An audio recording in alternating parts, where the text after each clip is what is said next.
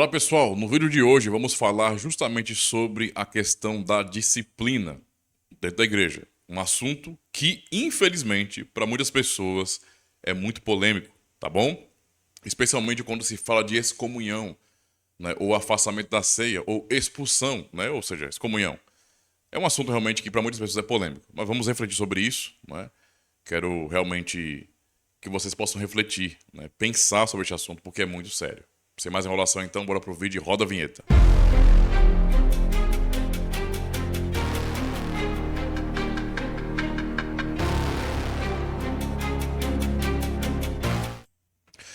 Toda vez que falamos de disciplina, especialmente quando o termo excomunhão, né, que é o mesmo que expulsão, é usado, geralmente membros de denominações, né, que se chamam de evangélicas veem isso de uma maneira muito negativa, como algo desproporcional à ação da igreja, como algo que pertence, por exemplo, à Igreja de Roma, e que nada tem a ver com o que se chama de evangélico hoje.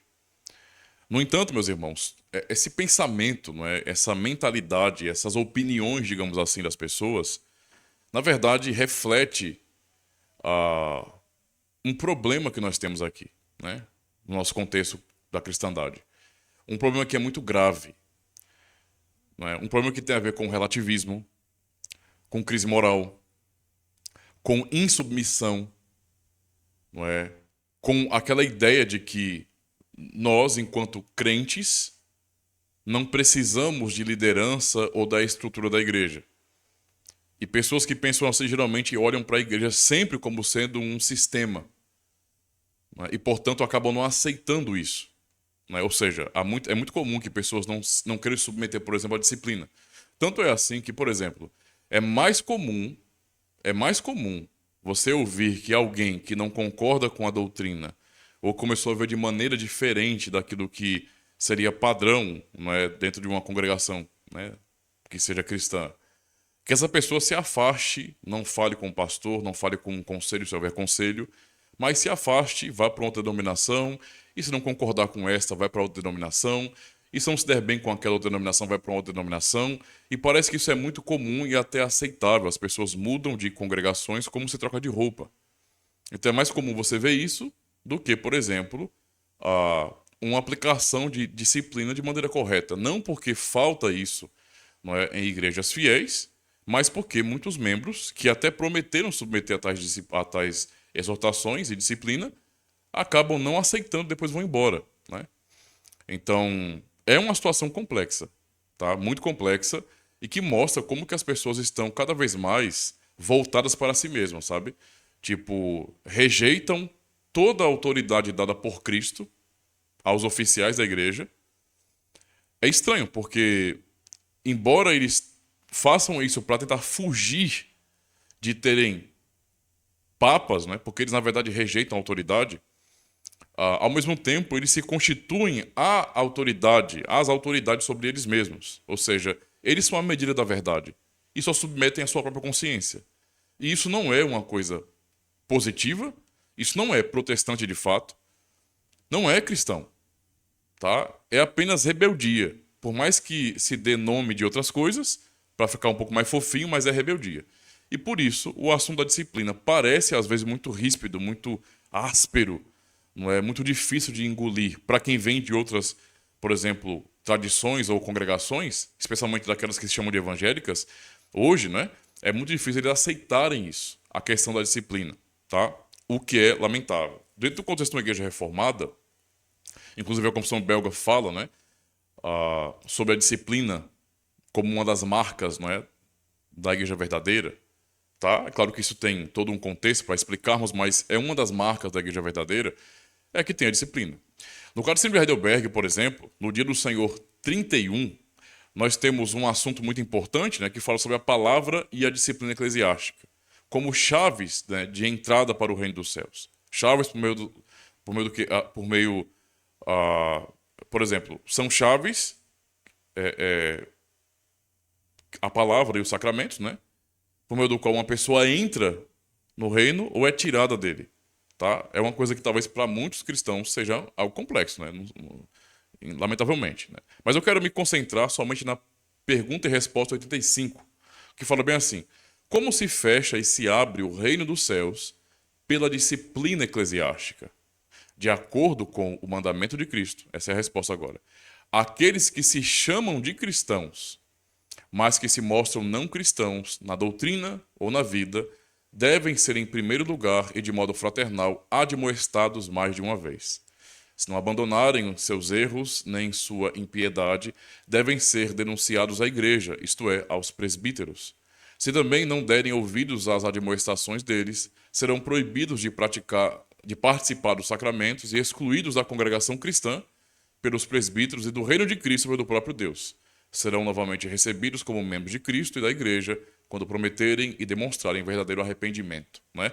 Inclusive, um texto principal, tem mais textos, é claro, mas a própria estrutura da resposta em si se baseia no texto de Mateus capítulo 18, quando Cristo ensina sobre isso. Este é o Cristo que muitos evangelicais não conhecem, tá? As pessoas acabaram transformando o Cristo em um tipo de hippie. Paz e amor, pode tudo, se te faz feliz. É basicamente isso. E não conhecem um Cristo filho de Deus, né? O filho do Deus vivo, aquele que está revelado na sua palavra e que ensinou também justamente isso, não é? Que membros, não é, da igreja que não vivem de acordo com a sua confissão como cristãos de fato, não é? Depois de serem admoestados, e aí você tem várias instâncias nessas admoestações, nessas exortações, e uma vez que se mantiverem de coração duro e não submeterem a Cristo, não é? Então devem ser excluídos, ou seja, excomungados. Mateus 18 ensina isso. Cristo dizendo isso para os seus discípulos, tá? Então muitas pessoas parecem que não estão acostumadas a realmente lidarem com isso, quando Cristo mesmo diz essas palavras. O ponto aqui importante é compreender o seguinte: o que pode levar uma pessoa à disciplina? Eu não vou ser exaustivo, é mais uma questão de reflexão para nós, mas geralmente, eu vou dizer o seguinte, geralmente, quando as pessoas pensam em disciplina, as pessoas pensam em, por exemplo, questões morais, né? Então, uma pessoa que está sendo disciplinada é alguém que, afastada da ceia, vamos dizer assim, é alguém que, sei lá, cometeu adultério, ou não casado, fornicação, né? Mas de alguma maneira estava se prostituindo, ou seja, estava quebrando o 7º mandamento, não adulterarás. Ou algum pecado de ordem moral, né? Tudo que está na lei, nos 10 mandamentos é moral, digamos assim. Então, esse, geralmente, é o tipo de pecado, né, que leva pessoas, no contexto geral, a serem disciplinadas, tá? Em muitas denominações, quando líderes cometem isso, por serem líderes, não são disciplinados, certo? O que é uma coisa, assim, absurda, na verdade, né? Tem denominação aí que eu não vou dizer o nome, que quando um líder faz alguma coisa desse gênero aí, mandam ele para outra igreja, ao invés de discipliná-lo, tirá-lo do ofício, né, e tratar dele, verificar se realmente ele tem arrependimento, e cuidar da família, afastando ele, não é? De uma vez por todas do ofício, por exemplo. Muitas congregações não fazem isso, infelizmente, tá? Às vezes pesa a mão mais nos membros, mas não nos líderes, o que é um grande erro e injustiça, na verdade. Mas geralmente o ponto é moral, ou seja, a conduta é algo que leva a pessoas a serem disciplinadas, não é? Se a conduta for ruim. Então, tanto a questão, não é, sexual envolvida, como um mau comportamento, né, imoralidade na boca, no sentido de ficar xingando. Tem um tipo de linguajar que não é cristão, que não é santo, não é? Às vezes roupa leva a pessoa a ser disciplinada, afastada da ceia, e coisas nesse sentido, né? Então isso é muito comum dentro da cristandade protestante, pelo menos evangelical. No entanto, há algo que não é levado em conta, não é levado em consideração, não é levado a sério, que é a questão da doutrina. Aqui, quando fala sobre, por exemplo, a questão, né, do que pode levar à disciplina, é abordada também a questão da doutrina. Então, doutrina e conduta estão no mesmo patamar nesse sentido. Porque diz bem assim, ó, de acordo com o mandamento de Cristo, aqueles que se chamam de cristãos, mas que se mostram não cristãos. Então, como que alguém mostra que é não cristão? Não é? Que é oposto ao que é cristão. Essa pessoa mostra isso na doutrina e na vida, isto é, na doutrina e na conduta. Então, uma pessoa, ela não deve ser vista como não cristã somente por seu modo de viver ímpio, né? Então o cara é um beberrão, o cara diz que é crente, mas vive na cachaça, não é? O cara é um beberrão, o cara diz que é cristão, que é membro da igreja, mas espanca a esposa. A esposa diz que é crente, mas vive flertando com outros homens, tá? Não tem pudor, não tem modo de se vestir, nem o homem nem a mulher. São pessoas descompromissadas, não é, com a igreja local. Dizem que são membros da igreja, mas vivem faltando aos cultos, não tem compromisso real, tá? Porque não ligam para nada. E toda a relação de conduta. São pessoas que às vezes estão mentindo, se envolvendo em polêmicas com relação a dívidas no comércio, tem um nome sujo na praça. Isso é um ponto sério de exortação, tá? Que os oficiais, os pastores, os presbíteros da igreja devem exortar essa pessoa, esse membro, e chamá-lo ao arrependimento, não é? Com a ameaça de que, se não mudarem a sua maneira de viver, vão ser afastados da ceia. E se não mudarem, ainda vão ser excomungados da igreja. Embora que a maioria talvez não pratique isso, né? O pessoal deixa o pessoal viver mesmo. E geralmente as pessoas saem sem falar nada, né? Porque são irresponsáveis e não crentes de verdade. Mas aqui é assinalado que, além da conduta, se demonstra que não é cristão de fato também pela doutrina. E este é um ponto que realmente é muito caro e muito sério dentro da tradição reformada. Se doutrina fosse algo, digamos assim, secundário, sem importância, o Sínodo de Dort jamais teria, por exemplo, excomungado alguns membros remonstrantes. Alguns se arrependeram e voltaram atrás. Mas outros que continuaram afirmando a remonstrância foram deportados de seus cargos e até expulsos da Holanda. Excomungados da igreja.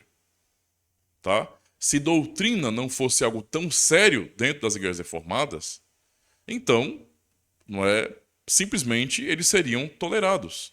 Na verdade, se vamos pensar sobre a reforma protestante, se doutrina não fosse algo tão importante, não é, a reforma não aconteceria. Não é? Ainda estaríamos em Roma fazendo vista grossa, por exemplo, às heresias ensinadas, as mentiras a respeito da tradição e da Bíblia, tá? Apenas nos preocupando com as questões morais, e olha que nem havia tanta preocupação com relação a isso. Mas seria algo tolerável. No entanto, a própria reforma nasce, não é, e acaba sendo forçada a um tipo de rompimento, porque até então a igreja oficial ali da Europa, né, não submeteu a palavra de Deus. Submeteu apenas a si mesma. Ou seja, rejeitou a sã doutrina por seus próprios dogmas. E, portanto, né, a reforma aconteceu e, infelizmente, houve rompimento. Eu digo infelizmente porque não era o objetivo, né? A ideia de reformar não é de ruptura, mas, infelizmente, causou isso, né? Mais por dureza do coração dos papistas do que, na verdade, por algum tipo de revolta dos protestantes, né? Esse negócio de revolta aí é mentira de católico romano, essa é a realidade. Mas, veja, dentro da tradição reformada, doutrina é muito importante. Inclusive, para vocês terem uma noção, quando pessoas vêm de outras denominações, ou mesmo nasceram no contexto de uma igreja reformada, todas elas passam por catequese, tá? Quando nascem na igreja reformada, são batizadas quando crianças, e então vão aprendendo com os pais, e em algum momento os presbíteros ou o pastor da igreja vai fazer uma catequese particular com esses indivíduos, porque já estão na idade, não é? E já têm maturidade e testemunho para fazerem a sua pública profissão de fé. E para quem vem de fora, também há catequese. E a última pergunta, não é, da nossa forma para a pública profissão de fé, que tem 13 perguntas, não é, que toca exatamente na doutrina e também no compromisso da pessoa com a igreja, ou seja, pensa em conduta também. A última pergunta, a pergunta de número 13, refere-se ao fato de se a pessoa ela se compromete, não é? Ela promete que vai se submeter à disciplina da igreja caso se desvie da verdade em sua doutrina ou conduta. Ou seja, a própria pessoa que vai se tornar membro de uma igreja reformada, ela é conscientizada disso. Que o que pode levar um indivíduo a ser disciplinado numa igreja reformada não é apenas a questão da conduta, as questões morais, mas também a questão da doutrina, tá? Isso por quê, meus irmãos? Porque essa mentalidade de que nós somos todos cabeças pensantes, nós somos pensadores, nós podemos pensar do nosso próprio modo e não temos que seguir uma linha teológica, uma doutrina específica, isso é algo absolutamente diabólico. Cristo não ordenou que cada membro do seu corpo, não é, fosse um cabeça pensante à parte e autônomo. Esse pensamento é absolutamente revolucionário, progressista, não combina com a Igreja de Cristo.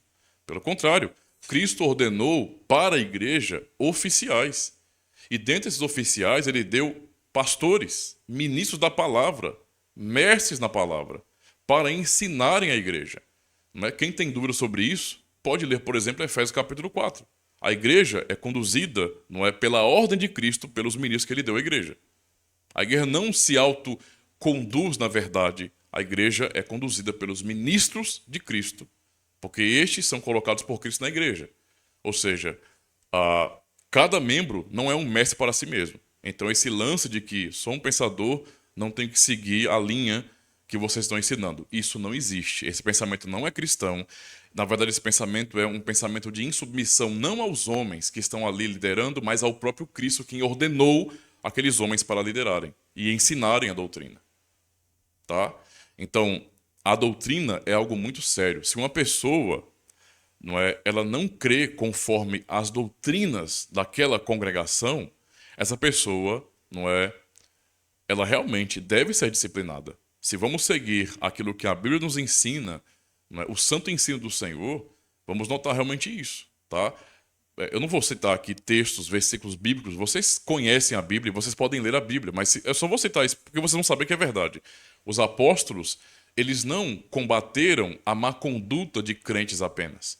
Eles combateram a má conduta, os pecados, a questão moral, mas também, não é, as heresias, as falsas doutrinas. E eles não colocaram, por exemplo, a conduta como algo sendo mais sério do que as doutrinas. Pelo contrário, você vê algo equiparado ali. Não é? Eles trataram como pecado tanto a conduta ruim como também a doutrina ruim. Por quê? Porque há um evangelho. Infelizmente, no tempo de hoje, lamentavelmente eu falo isso, tá? A cristandade brasileira, ela está submergida, submersa, não é? Totalmente, infelizmente, nessa crise, tanto moral como também teológica. Porque as pessoas, elas realmente aprenderam do mundo a serem pensadores autônomos e, portanto, penso logo existo. Então, a minha cabeça é o meu guia. Certo? E eu fantasio que eu servirei e obedecerei somente a Cristo sem a igreja. Eu não quero igreja, eu vou direto a Cristo e obedeço a Cristo. Eu mesmo leio a minha Bíblia em casa, eu mesmo interpreto a minha Bíblia particularmente e não tenho que seguir a doutrina que eu chamo de doutrina de homens. Mas a pergunta é, eu sei que é desse jeito que acontecem hoje as coisas, mas a pergunta é, foi assim que Cristo ordenou? Eu já citei Efésios capítulo 4.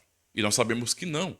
Cristo deu oficiais à sua igreja para guiarem a sua igreja na sã doutrina. Então, indivíduos, membros da igreja, não têm a autoridade dada por Cristo para se guiarem teologicamente. Mas os pastores, dados por Cristo à sua igreja, é quem guiam o povo teologicamente, doutrinamente. Isso é muito claro. E todos aqueles que não se submetem, não é, à liderança, no sentido do cuidado pastoral e do ensino da doutrina, dispensada pelos ministros, não é? Tais pessoas são rebeldes contra Jesus Cristo. Elas acham que estão mirando no tal do sistema. Não vou me submeter a homens. Mas, na verdade, elas estão acertando é Cristo. Elas estão atacando o Cristo e a sua autoridade, porque a autoridade é dele e a doutrina é dele. E ele ordenou o ministro para ensinar essa doutrina. Tá? Então é muito importante compreender isso. A liberdade cristã não consiste, meus irmãos, em crer naquilo que nós queremos, em chegar a conclusões pessoais e ponto. Não. Tá? Esse pensamento é loucura e é revolucionário. É um pensamento revolucionário. Não tem nada a ver com Cristo. Isso é rebeldia contra o Senhor. Por conta disso, é justamente por conta disso, por essa doença, por esse problema de hoje, é que muitas e muitas denominações, até mesmo denominações que têm sim fidelidade, líderes, por exemplo, que acabam cooperando, fazendo coro com essa loucura, digamos assim, relativista, acabam ensinando e propagando isso. Que doutrina não é coisa séria, que podemos crer de diversas formas. Inclusive, doutrina é tão séria, tão séria, tão séria, tão séria, que é justamente baseado nas doutrinas, na hermenêutica, na interpretação da Bíblia, que existem, não é, várias denominações ou tradições cristãs.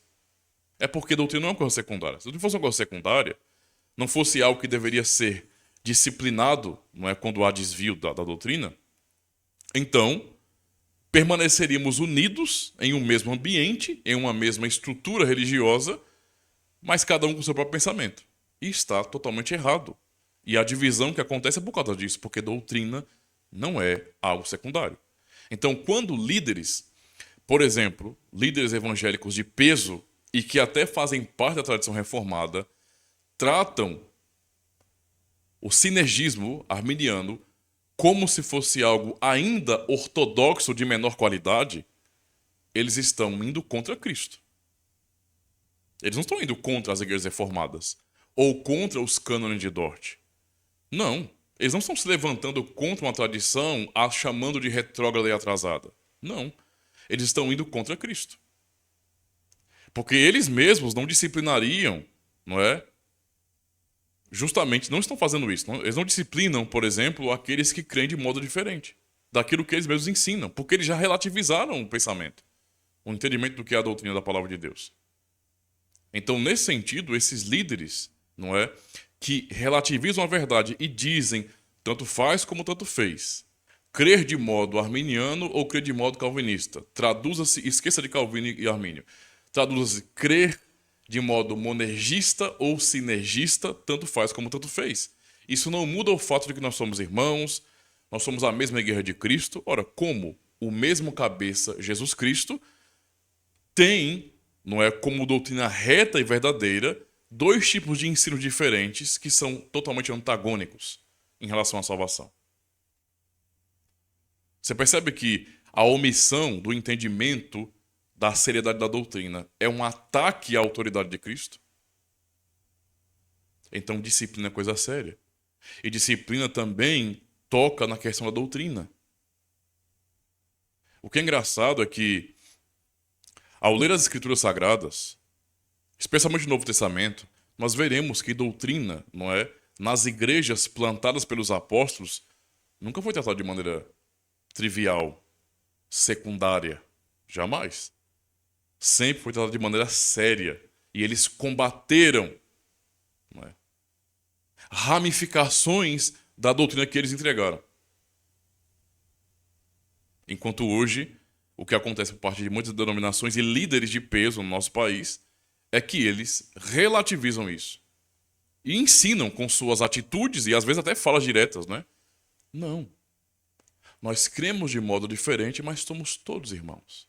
E alguns até se orgulham. Eu sou calvinista, mas a igreja é de confissão reformada, mas aqui tem irmãos, não é, que creem conforme os ensinos de Armínio. E estamos todos bem. Né? Nós estamos sendo servidos pelo Senhor Jesus em sua mesa, então tá tudo, sabe, tudo bem. Mil maravilhas. Quando se eles fossem coerentes. Se eles têm como explicação fiel da Escritura, não é, um entendimento monergista ou reformado, eles deveriam olhar para pessoas que estão ali, que estão chegando, ou até já são membros, que mudaram de entendimento e abraçaram uma cosmovisão, uma doutrina diferente, abandonando a ortodoxia compreendida pela igreja. Eles deveriam ser disciplinados, afastados da ceia, e se não se voltarem para a sã doutrina de verdade e continuarem nessa metamorfose ambulante, ideológica e filosófica, eles devem até ser excomungados da igreja. Porque doutrina não é brincadeira, é coisa séria. E aqueles que creem em heresias estão pecando. Entendeu? Eles estão pecando.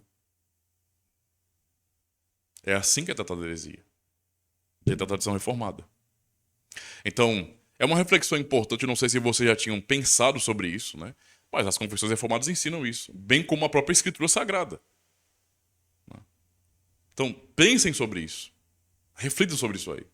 Deem seus comentários também, mas pensem bem, irmãos, tá? Porque eu tenho notado que, ultimamente, pessoas que chegam aqui no canal, pessoas mais novas, não quem já tá aqui há mais tempo, essas pessoas chegam muito cheias de emoção, sabe? Elas não raciocinam direito. Eu estou dizendo isso como exemplo, usando como exemplo os vídeos que o pastor Adriano Gama fez lá no Instagram e o que eu acabei fazendo reacts aqui. E eu notei realmente que, claro, algumas pessoas de maneira muito tranquila entenderam perfeitamente, mas muitas outras, elas, sabe, elas só falaram baseado em emoção, elas não pensaram. Elas entenderam totalmente o contrário do que está sendo dito. Inclusive, não compreenderam a própria coerência do pastor nesse sentido. Eu até tentei explicar um pouco mais, né? E alguns ainda não entenderam ainda. Por isso que eu falei para alguns lá e eu vou desistir disso aí, eu não vou explicar isso de novo. Eu não tô ficando doido, pô. Tá, o negócio tá claro aí. Já expliquei até contexto do artigo e tudo, mas se alguém não tá querendo entender, tá forçando a barra. Então eu não vou ficar repetindo a mesma coisa quando já fui claro o suficiente. Né? Então é melhor a pessoa dizer que eu não aceito e pronto, acabou. Mas, entende? Eu tô falando para vocês assim, né? Pensem, reflitam bem sobre isso, tá? Porque doutrina é coisa séria, né? E aí eu vou explicar para vocês, para poder fechar aqui, eu vou falar para vocês, baseado em tudo que eu falei, de maneira coerente, não é? Coerência no sentido do que eu vou falar agora. Como seria o meu tratamento enquanto ministro para um membro da igreja, para quem está chegando e depois para um membro da igreja que tivesse um pensamento contrário. Então, para quem está chegando, pastor, estou chegando aqui, gostei dessa igreja, eu acho muito legal essa ideia da fé reformada, eu acho legal essa questão, por exemplo, da, sei lá, da soteriologia, mas eu rejeito o batismo infantil e, portanto, eu quero ser membro daqui, mas eu não vou batizar meus filhos pequenos. Qual seria a minha postura para quem está chegando? Meu irmão, olha, nós temos catequese. Eu penso que é cedo para que você diga algo assim, então eu recomendo que você estude mais um pouquinho. Eu estou aqui para te ajudar com relação a isso. Então, tem catequese aqui na igreja. Vamos fazer a catequese. Se realmente você entender e quiser ser membro da igreja a partir dessa compreensão e fé, então, né, vamos nos preparar para isso. Mas se você não crê conforme a doutrina reformada, então eu realmente recomendo que você procure uma outra congregação. Procure uma igreja batista, por exemplo, né?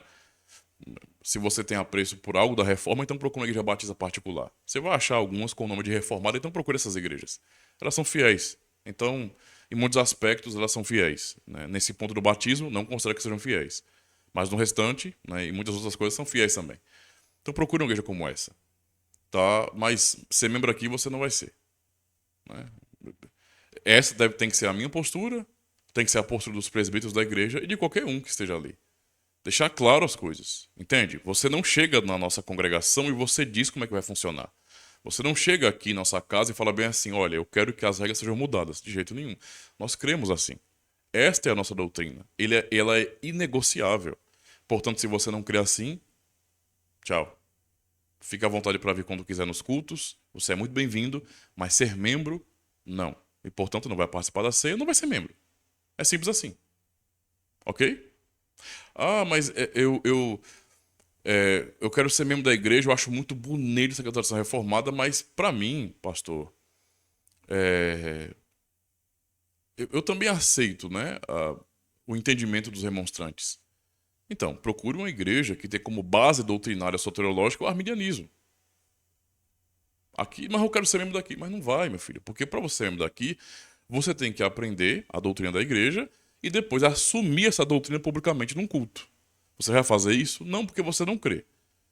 Então, se você não crê, você vai responder as perguntas que eu vou fazer para você num culto? Vai mentir? Então, tchau. É melhor você procurar outra igreja, né? Hasta la vista. E para quem é membro, pastor? Para quem já é membro? Então, pode acontecer. Isso já aconteceu, né? Não é coisa tão simples de acontecer, mas já aconteceu. Por exemplo, a pessoa. Eu vou pensar em níveis aqui. A pessoa, de repente, é alguém que está mudando a sua forma de pensar, está começando a rejeitar, não é, certas doutrinas da igreja, talvez por alguma influência da internet, talvez porque já tinha uma inclinação, mas até então passou por todo o processo, se alegrou e confirmou a sua fé, afirmou que cria de fato, né? Então nós não conhecemos o coração da pessoa, né? Isso não é segurança nenhuma, certo? Mas vamos ficar com o que a pessoa está dizendo. Mas daqui a pouco a pessoa começa a mudar. Então, se a pessoa começou a mudar na doutrina, agora eu. Nossa, pastor, agora eu rejeito o pé do batismo. Não consigo mais, pastor.